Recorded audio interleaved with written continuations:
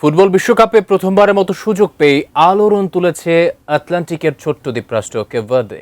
ছবির মতো সুন্দর এই দ্বীপরাষ্ট্র খ্রিস্টান সংখ্যাগরিষ্ঠ হলেও দেশটিতে বাড়ছে মুসলমানের সংখ্যা। সময়ের সঙ্গে সঙ্গে মানুষের হৃদয়ে জায়গা করে নিচ্ছে ইসলামের সৌন্দর্য। কিন্তু মূল ভূখণ্ড থেকে শত শত মাইল দূরে থাকা এই দেশে কিভাবে ছড়াচ্ছে ইসলামের আলো, বিস্তারিত জানাচ্ছেন মেহেদী হাসান।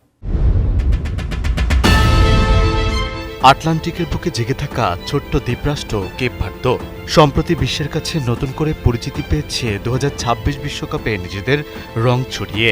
তবে সম্প্রতি নতুন করে আলোচনায় খ্রিস্টান ধর্মাবলম্বী এই দেশটিতে ইসলামের ব্যাপ্তি নিয়ে। সাহারার সোনালি বালিয়ারে সমুদ্রের নীল জলরাশি আর মেঘে ছোঁয়া সবুজ পাহাড়ের কোল ঘেঁষে দাঁড়িয়ে আছে কেপ ভার্দে। দীর্ঘদিন খ্রিস্টীয় ঐতিহ্যে গড়ে ওঠা এই দেশেই এখন ধীরে ধীরে বদলে যাচ্ছে সামাজিক বাস্তবতা।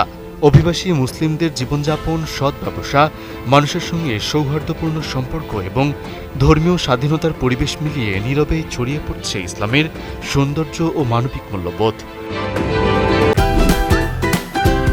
Optical brighter, photo catalyst, active granule সমৃদ্ধ বসুন্ধরা পাওয়ার ওয়াশ, ঝলমলে কাপড়ে ফুরফুরে মন।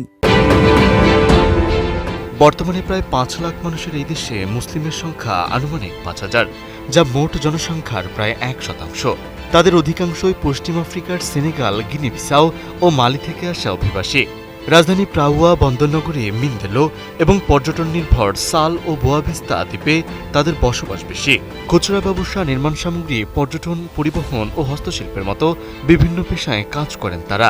একই সঙ্গে স্থানীয় মানুষদের সঙ্গে সুসম্পর্ক গড়ে তুলে সামাজিক সম্প্রীতি ও মানবিক কর্মকাণ্ডেও ভূমিকা রাখছেন। আর এভাবেই সংখ্যায় কম হলেও ধীরে ধীরে দেশটির সমাজে নিজেদের একটি ইতিবাচক পরিচয় তৈরি করেছেন মুসলিমরা। তবে কেপ ভার্দেতে ইসলামের এই উপস্থিতির ইতিহাস আজকের নয়। এর শুরু প্রায় 5.5 শতাব্দী আগে। 1462 সালে পর্তুগিজরা দ্বীপপুঞ্জে উপনিবেশ স্থাপন শুরু করলে সেনেগাম্বিয়া ও আপার গিনি অঞ্চল থেকে আসা মুসলিম ব্যবসায়ী ও কৃতদাসদের হাত ধরেই এখানে ইসলামের প্রথম পদচিহ্ন পড়ে। কিন্তু পরবর্তীতে ঔপনিবেশিক শাসনামলে ক্যাথলিক ধর্মের একচ্ছত্র আধিপত্য প্রতিষ্ঠা করা হয়। বহু মুসলিমকে জোরপূর্বক খ্রিস্ট ধর্মে দীক্ষিত করা হয়। শুধু তাই নয়, কোরআন তেলাওয়াত এবং প্রকাশ্যে ধর্মীয় আচার পালনের উপরও কঠোর বিধিনিষেধ আরোপ করা হয়। ফলে দীর্ঘ সময় ধরে সেখানে কোনো স্থায়ী ইসলামী প্রতিষ্ঠান গড়ে ওঠার সুযোগ ছিল না।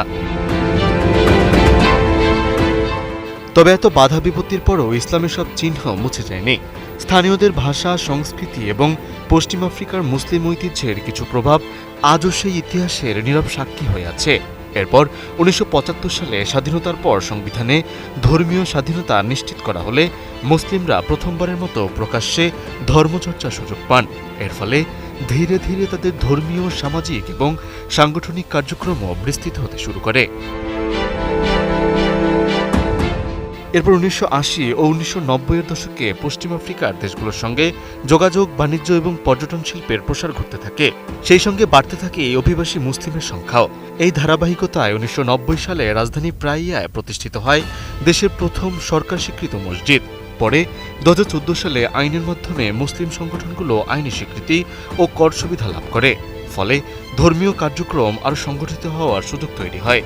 সংখ্যায় অল্প হলেও ধর্মীয় স্বাধীনতা, মানবিক মূল্যবোধ এবং সামাজিক সম্প্রীতির ভিত্তিতে কেপ ভার্দেতে ইসলামের এই শান্ত ও নীরব বিকাশে আজ দেশটির এক ভিন্ন বাস্তবতার গল্প হয়ে উঠেছে। মেহেদী হাসান, এটিএন নিউজ।